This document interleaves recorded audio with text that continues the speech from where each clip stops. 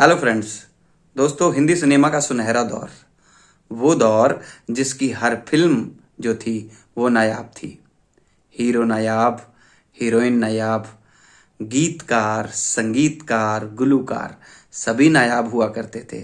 Comedian और उसके बाद जो हर हिंदी फिल्म को एक नई दिशा देता था, बहुत इंटरेस्टिंग बनाता था, वो होता था विलेन।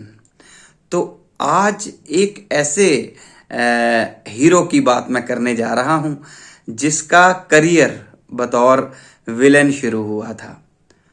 और ये हिंदी सिनेमा के सुनहरे दौर का वो विलेन था जिसकी एंट्री जब होती थी तो सिनेमा हॉल जो थे वो तालियों से गड़गड़ा उठते थे।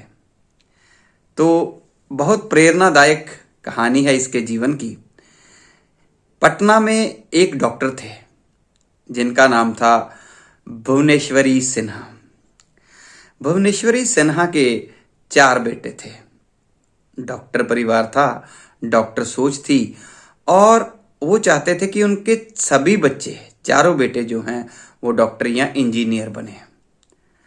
3 बच्चे जो थे वो तो उनकी तवक्को पर खरे उतरे। एक डॉक्टर, एक इंजीनियर, एक साइंटिस्ट बना।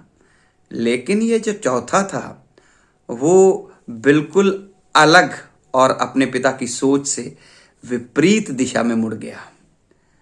और ये जो चौथा उनका बेटा था, उनके कारण ही शायद इतिहास में भुवनेश्वरी सिन्हा का नाम जो है वो जाना गया। किसी डॉक्टर के कारण नहीं, किसी वैज्ञानिक बेटे के कारण नहीं, या फिर किसी इंजीनियर बेटे के कारण नहीं, क्योंकि ये अदाकार बच्चा था, ये अदाकार बेटा था। तो भुवनेश्वरी सिन्हा के 4 बेटे थे। ये बड़ी प्यारी सी राम कथा है। भुवनेश्वरी सिन्हा पटना के एक डॉक्टर, उनके 4 बेटे राम, लक्ष्मण, भरत सिन्हा और शत्रुघ्न सिन्हा। अब आपको पता चल गया होगा कि मैं शत्रुघ्न सिन्हा की बात करने जा रहा हूं, जिनका आज 76वां जन्म दिवस है। तो शत्रुघ्न सिन्हा जो थे, उन्होंने हिंदी सिनेमा में बतौर विलेन जो था वो अपना करियर शुरू किया था। तो डॉक्टर भुवनेश्वरी सिन्हा ने जो प्रथा चलाई थी, राम सिन्हा, लक्ष्मण सिन्हा, भरत सिन्हा और शत्रुघ्न सिन्हा, तो ये जो चौथे बेटे जिनके कारण उनका नाम प्रसिद्धि में आया, उन्होंने अपने पिता की उस रिवायत को कायम रखा।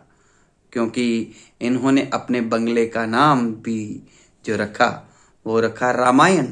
तो शत्रुघ्न सिन्हा के जो बंगले का नाम है वो रामायण है।